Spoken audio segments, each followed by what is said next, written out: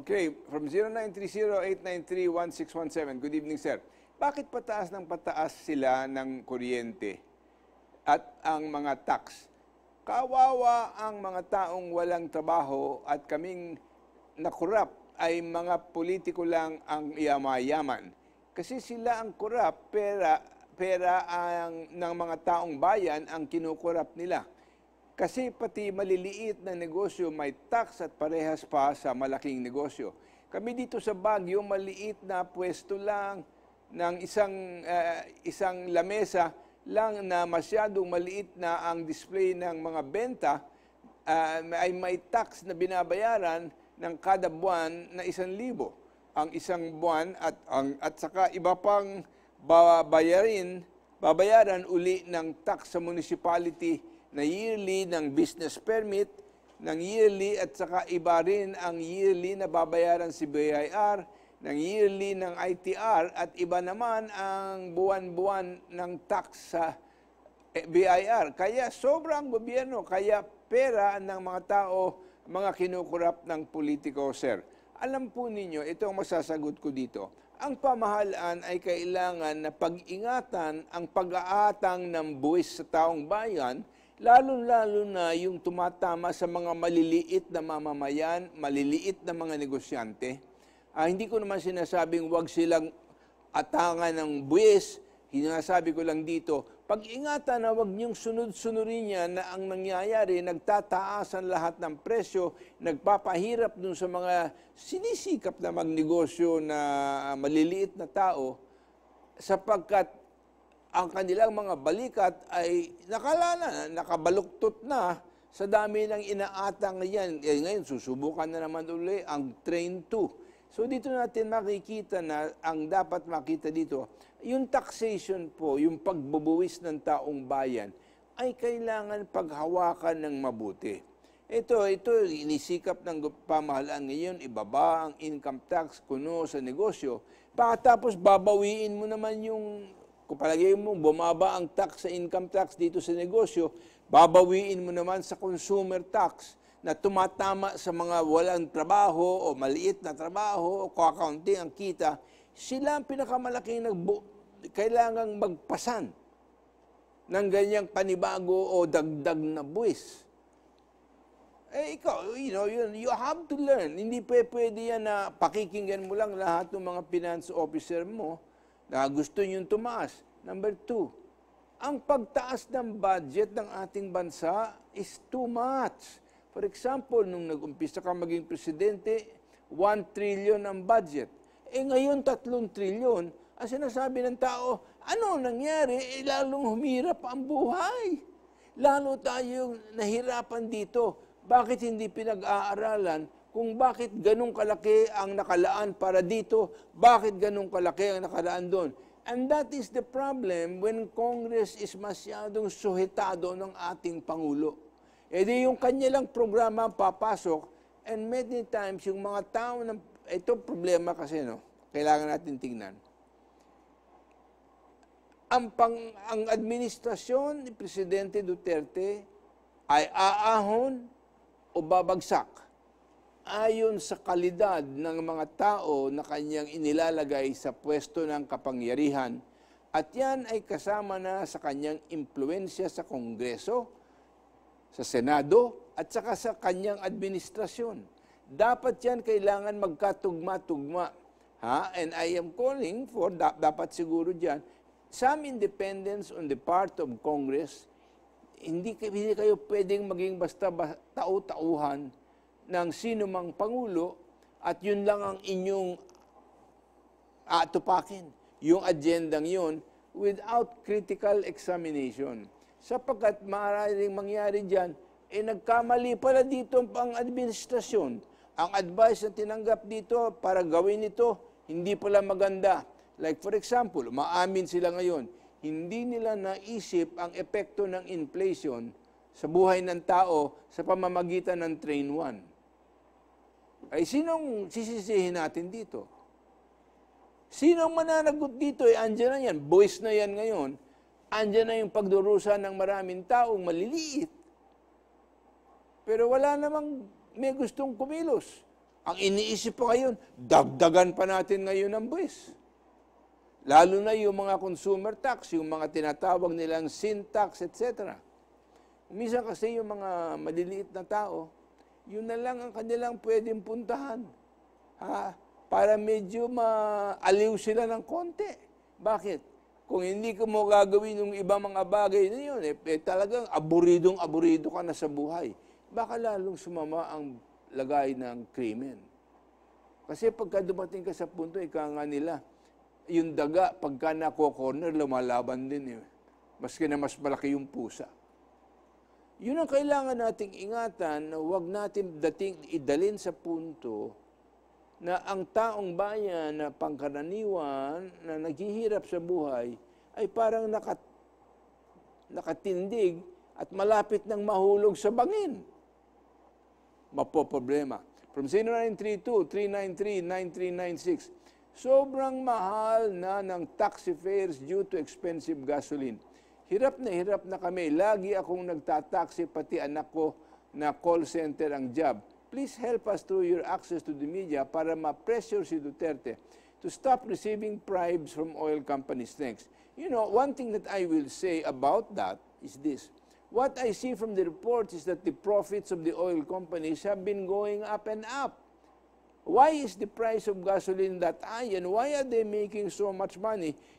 To me, that has to be undergo some kind of review and evaluation whether the oil companies are taking advantage of the situation because the price of oil is very relative. If your adjustment process, for example, ay may problema, ang nagbabayad ng problema ay taong bayan.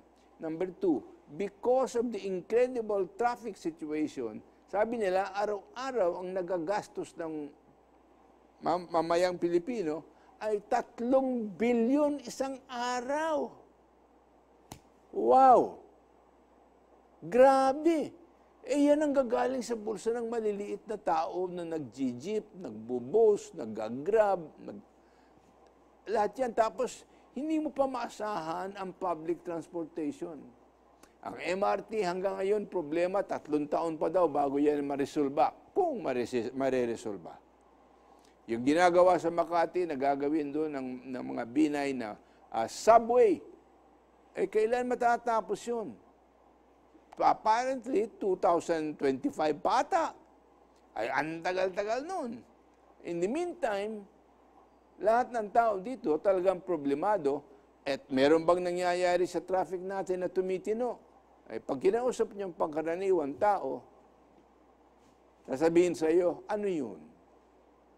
Yun ay, in other words, kapakita sa atin, kadami-dami at seryosong problema ang ating hinaharap. Pero sa lugar ng makatulong, sabi nila, ang pamahalaan, lalong nagpapabigat sa problema sa pamamagitan ng inefficient administration and corrupt dealings. Yan ay mahalagang obserbasyon yan. And if the President wants to leave office with his head held high, you must be effective in obtaining good performance and honest performance from the people in government. Not that you can make them saints tomorrow, but there must be some evidence of improvement in terms sa pamagitan ng kanilang performance. And hindi yan makukuha sa pag-appoint ng barkada o ka-fraternity mo, but rather people with enough competence, with enough integrity para sila ay magpe-perform ng maayos para sa bayan. Hindi ako naniniwala na wala ng Pilipino rito na matino. I would like to think, maybe niloloko kong sarili ko, I would like to think, yes, nagtatago lang yung mga taong yan at hindi nagbo-volunteer, kailangan talagang hanapin, palabasin, and ask them to make the sacrifice for good governance. From 0935-6060-359. Questions. How on earth can banning provincial buses from entering Metro Manila help ease traffic when all the passengers from a single bus have to get on other buses or up to 30 or 40 taxis or cars to reach their destinations in Metro Manila. Hello?